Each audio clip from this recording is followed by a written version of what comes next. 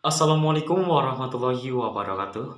Kenalkan, nama saya Mahfudin Panja Hikmah dari kelas 11 TKRO 1. Di sini saya akan menjelaskan mengenai suspensi dari kendaraan roda 4, yaitu diantaranya adalah mobil.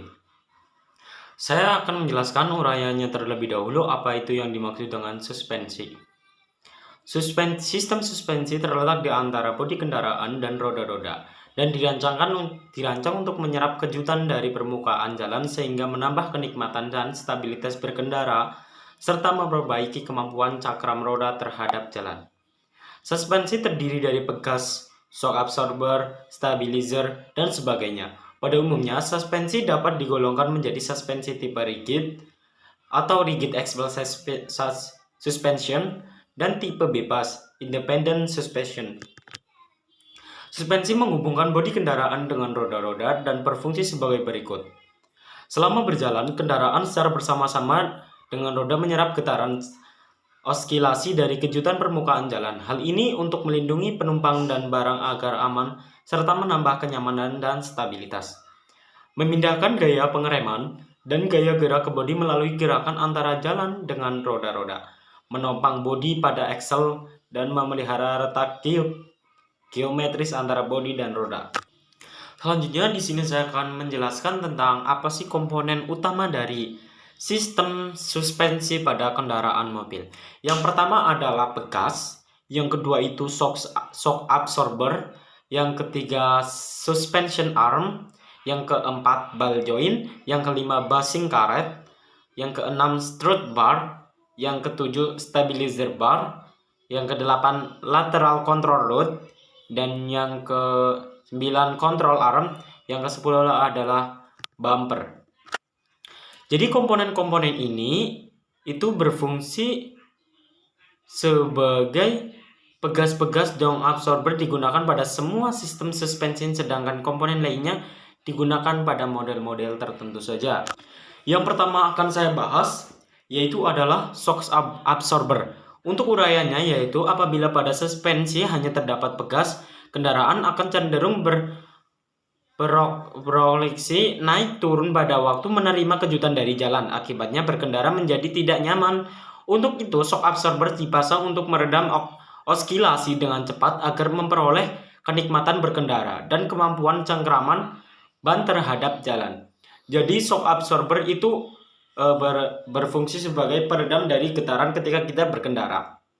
Yang kedua, cara kerja dari shock absorber.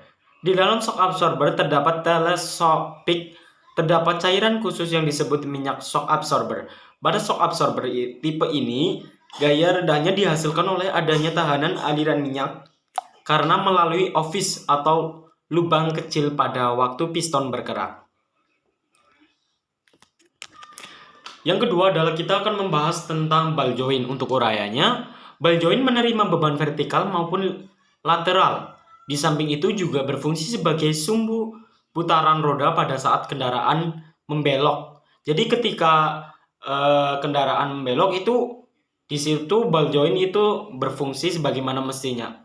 Yang selanjutnya di ball joint itu ada yang namanya pelumas ball joint. Di bagian dalam ball joint terdapat gemuk untuk melumasi bagian yang bergesekan. Pada setiap interval tertentu, gemuk harus diganti dengan tipe multibendum dilute lithium base. Untuk menambah gemuk, lepas skru plug, pasangkan fitting gemuk.